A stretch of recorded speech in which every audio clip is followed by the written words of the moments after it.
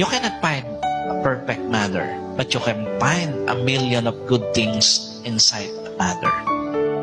Hindi ka makakakita ng perfectong ina, pero pwede kang makatagpo ng napakarami, milyong-milyong mga bagay na mabuti sa isang ina.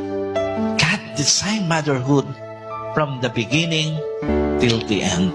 Gaya po nung aking nabanggit, hanggang sa huli, ang mag-i-stay sa tabi mo, yung nanay mo.